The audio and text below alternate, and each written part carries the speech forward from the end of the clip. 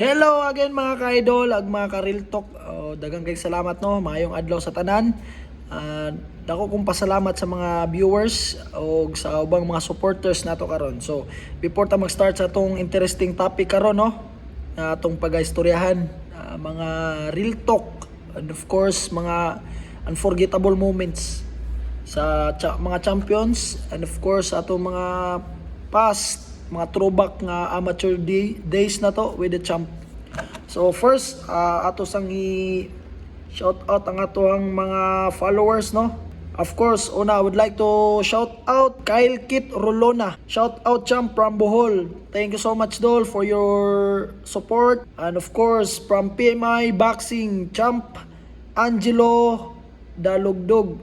Dol, thank you so much. Champ, thank you so much. God bless you always. From PMI Bohol Boxing Stable. Shout out to you, champ. Also to Dong Chan, usa sa akong boxer. Shout out Kukot sa imuhang training sa una, but sa next video na lang. Thank you so much. And of course, paring Perdes San Roque, FEM Boxing Gym sa Lapu-Lapu City. Thank you, Vipers, pre. And also to Dors Gumban Danunong. Shout out champ. And also Christian Dominic Casañares Mangod, shout out. God bless you always. Kita-kits pohon pag makauli ko sa Cebu. And last, ang nag-open sa tong topic karon. So kanino siya ang nag-open sa tong topic karon. So shout out to Sir Arnie Nahera. Thank you so much sir sa imo ang walay undang nga suporta sa ako. Especially karon bisag wala na ta sa boxing no.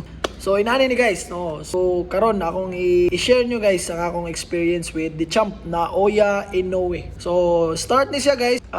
Actually dili gyud ta ko pwede makasparring dito niya kay number one, akong timbang wala sayang gipangita kay si na Oya Inoue nangita og either bantam or super bantam, so mga dagko nga timbang no. So that time ang gikuha si Jeyo og si Gabalyo, Raymart Gabalyo. So I don't know kung unsay natabo kay si Raymart Gabalyo, medyo busy siguro or naay other offer. So nagngita sila glain. So gi-endorse ko ni Coach Edito nga nakoy boxer dire, WBO Youth World Super Flyweight Champion.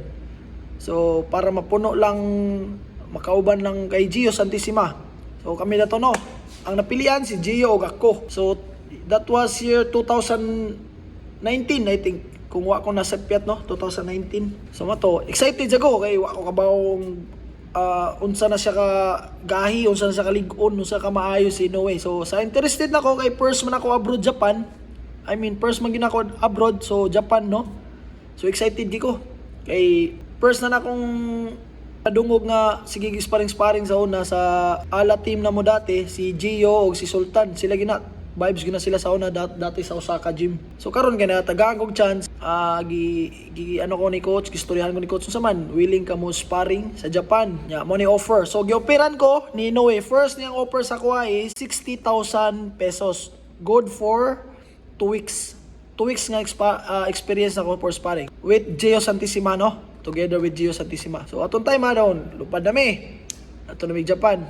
So sobra ka excited na ako kay first lagi abroad. So dito na nami dito, excited nami, nag-hotel mi dito, dool sa ilang gym, which is lang, mga 3 minutes siguro, lakaw lang 3 minutes, 3 to 2 minutes, 2 to 3 minutes, no. So ba to, pag abot, excited na ko, nag-unwrap mi, ng time naghuwat mi ni Inoue. So asa may Inoue ani? May Inoue, kaya wadyo ko ka kitaan na niya ba?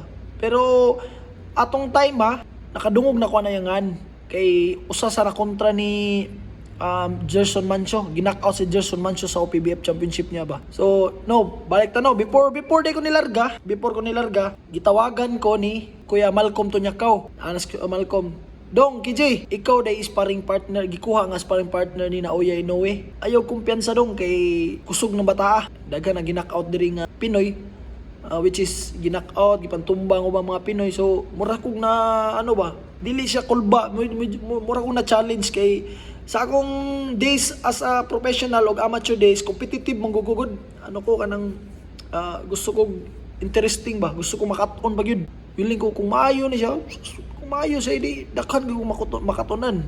So daghan kong makuha siya. So without knowing, grabe di ka powerful di siya no. Sakit og tinumo, daghan gipang knockout no. pantumba dito sa iyang sparring. So mato tawag si Malcolm, tawag sa KJ ay kumpiyansa na dong kay kusog na. So mato larga na mi dito na. That time one day before among sparring day, nag-training mi ana. Training mi akong ipangitawa pa hinuwi man mo pinakita dito. Medyo ano lang. Nindot ilang gym. Maliwalas kita naon. So in the following day, sparring day na mo, sayo kami ni Gio dito. Mga ang call time na mo dapat magud ang hapon mo ni guys, 30 minutes o 1 hour before ang yung call time. So niabot mi dito og mga ahead of time. So 5 ang among call time sparring. So niabot mi og 4:30. Ready na kibinjik. 100 kg bay. Gio 100 Gio. Sus kaya ni abot si Inoue. So storya pa min Gio. Mao din ni Inoue bay. Hindi ningon taas di eh. Medyo lapad lang siya lawas pero ano siya? Mubo. Handrap na mi. Sa dihang naghandrap na si Inoue, shadow boxing min Gio. Ako gipili una. Murag siguro tanaw siguro Inoue ba nga kani gamay-gamay. Ako inunahon tani. Kay gamay-gamay ko ba niya bag-ong naon siguro niya. So sparring namin dito. Anong time guys? Gwapo kayong sparring. Maayo kay mo duwa, maayo mo dag distansya, sakit jud siya komo guys. Mao gina siya, sakit komo. Muduot jud ang komo. Ang nakanindot lang sa ko kay di man ko platputin gud. Usa sad di ko mo engage. Mo nagiganahan niya nako. So duwa mi boxing skills to skills until nahuman ako ang round, 6 rounds sa mong sparring, na-amaze sila. Kay ang akong dinuan murag tigi mi og skills ba. Bang, more on speed, na power. So wala gwapo gid mo gwapo gid ang murag binayluay na mo ba. So giganahan siya sa kuha. So that time wa gyud nakasparring si Gio ni Inoue. Nahuman na among 2 weeks ako gigikuha ning sparring. So si Gio nakaspar ni Ryo Matsumoto, nakaspar ni Takuma, ako kay Inoue gyud ko. So sige ko balik-balik niya gagalista ko dito. Scott ako na sad sunod si Mana ay sunod adlaw ako na pod pahuway ganon. So nahuman namon 2 weeks dito guys. So before ang 2 weeks, ang pinaka unforgettable moment ako Last day na lang nag-expect me, last day na lang to. Kani si Gio di gid kalimot Gio ani. Last day na lang. So gi-expect me nga kay muli naman may ng kaugma na. So last day na lingaw kami si Gio na malit mig mga karsones. Sobra ba kay daghan pa nabiling kwarta gud. Pero before na guys, idol gid na ko si Gio kung di ko kalimot ani sa Disimba bataan. First time na ko nakuyog ni si Gio nga grabe ka tipid bata. Grabe gid magtipid ni bataan Liman ka tungod sa among magtigom ta kanang kay nalagi siya gustong paliton nga gloves, gusto siyang palit og winning nga gloves. So nagtigom siya. Hasta ako napil pug tigom. Hasta kabuang nga gikan sa buntag udto hapon among kaon, buntag noodles, udto noodles, hapon noodles, puro mi ramen. So way kusog ni tabo. Kinalasang sparring na mo, sobra ka excited. Excited na kami. Kay muli na lagi namin mga dagang kwarta. So wala mi ganaw na amor di na ni sparringon kay kanay last day lagi. Larga na ugma wala sparring. Sus kanang dihang time mga naglakaw-lakaw mi ni Gio, lakaw mi. Kay namalit mig mga karsones ang unsay pang dad-o na mo mga sapatos, unsay pang dad-o na mo Pilipinas. Sa dihang nitawag sila. Naa pa mo last day sparring karon. So wala dagdagan mi mga siguro ano na lang, 3 hours, 2 hours na lang siguro. Balik sa hotel, kuhag mga gamit, kay sparring. Pag diretso mi dito sa gym. Sus na dito sila duha. Si Takuma o si Naoya. Pero atong time lipay kay ko kay ningo man si Naoya. No, I'm not your sparring today. It's my brother Takuma. Wala excited kay ko kasi Takuma na sparring na pud nako good previous.